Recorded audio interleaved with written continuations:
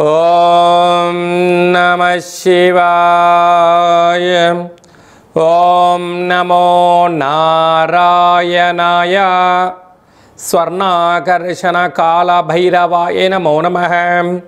ప్రథమం శైలపుత్రి, ద్వితీయం బ్రహ్మచారిణి, తృతీయం చంద్రఘంటిక, కూష్మాండేతి చతుర్థం, పంచమం స్కంధమాతేషు, షష్ఠమం కాత్యాయని చ, సప్తమం కాళరాత్రి, అష్టమం మహాగౌరీ, నవమం సిద్ధిరాత్రి.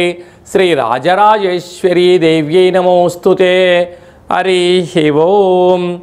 మా ఛానల్కి స్వాగతం.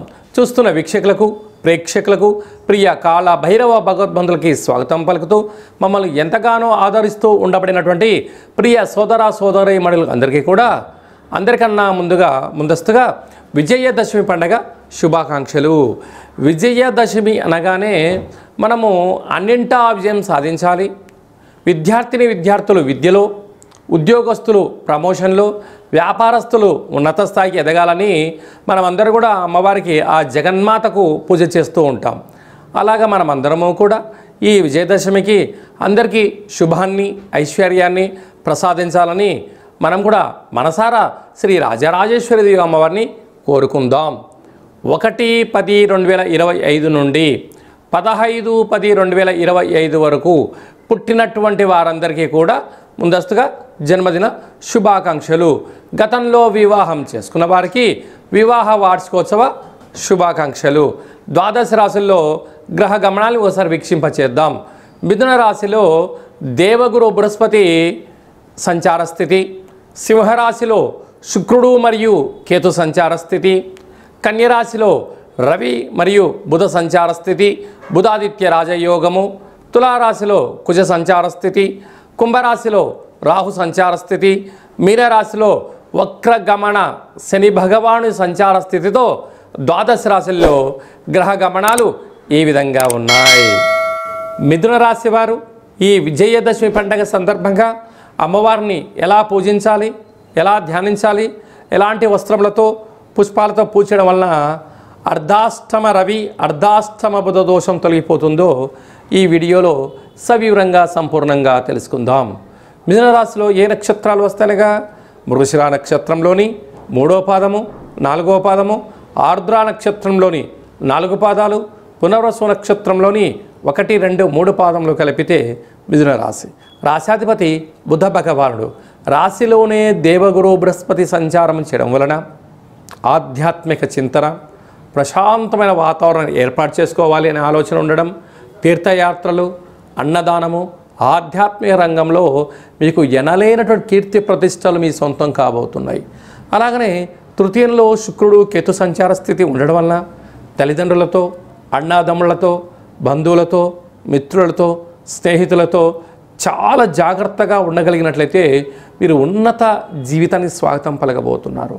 అర్ధాష్టమ రవి అంటే మీరు వాహనాలలో వెళ్ళేటువంటి కాల సమయంలో తగు వేగాన్ని నియంత్రించుకోవడం, ప్రభుత్వ అధికారులతో సక్రమంగా ఉండడం, ఏమైనా పనులు చేసేటప్పుడు 1-2 సార్లు ఆలోచించడము చాలా యోగదాయకం అని చెప్పి గమనించాలి. లేకపోతే సమయం, ధనం 2 వృధా అయ్యే పరిస్థితి చాలా అధికంగా ఉంది. బుధుడు స్వక్షత్రకారకుడు అవడం వలన మీ యొక్క సేవలకు మంచి కాలము అని చెప్పి కూడా మీరు గమనించాలి. 6వ స్థానంలో విశేషమైనటువంటి సంతాన స్థానంలో కుజ భగవానుడు ఉండడం వలన నూతనంగా వివాహమైన వారికి పుత్ర, పుత్రిక, సంతాన యోగము, ఆధ్యాత్మిక చింతన, ధర్మ కార్యక్రమంలో పాల్గొంటూ ఉన్నతమైన జీవితాన్ని పొందబోతున్నారు. అలాగే మిథున రాశి వారు అమ్మవారికి నీలం రంగు కలిగినటువంటి లేక ఆకుపచ్చ రంగు కలిగినటువంటి గాజులతో కానీ, వస్త్రాలతో కానీ, పుష్పాలతో కానీ పూజ చేసినట్లయితే, ఆ యొక్క జమివృక్ష దేవత చుట్టూ ప్రదక్షిణ చేసినట్లయితే ఐశ్వర్యం, ఆనందం మిథున రాశి వారి సొంతం కాబోతుందని చెప్పి గమనించాలి.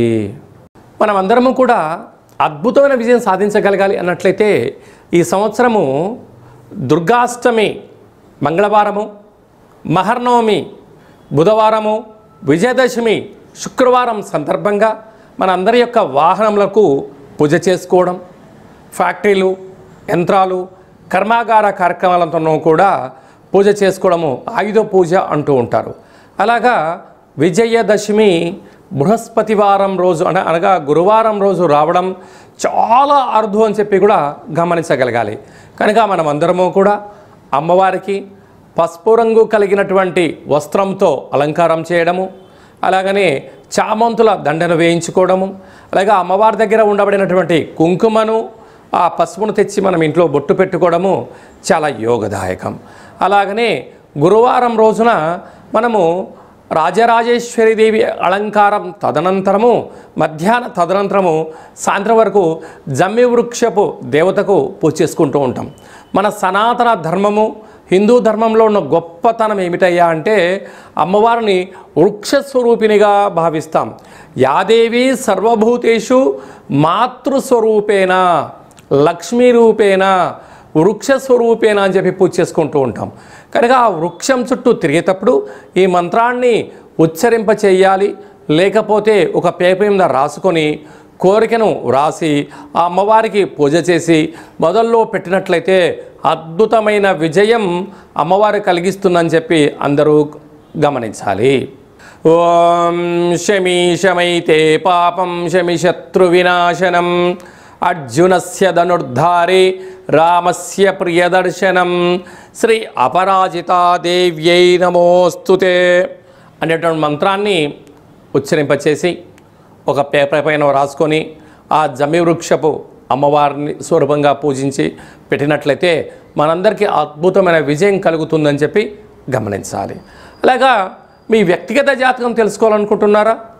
మీ యొక్క పేరు, పుట్టినటువంటి తేదీ, నెల, సంవత్సరం, పుట్టిన సమయాన్ని వ్రాసి వాట్సాప్ ద్వారా మీరు పంపించగలిగినట్లయితే 100 సంవత్సరాల జాతకాన్ని సవివరంగా సంపూర్ణంగా వ్రాసి పంపించి మీరు పుట్టినప్పుడు గ్రహ గమనాలు ఎలా ఉన్నాయి, ప్రస్తుతం ఎలా ఉంటున్నాయి, రాబోయే కాలంలో ఎలా ఉండబోతున్నాయో సవివరంగా సంపూర్ణంగా తెలియజేయడం జరుగుతుందని చెప్పి గమనించాలి.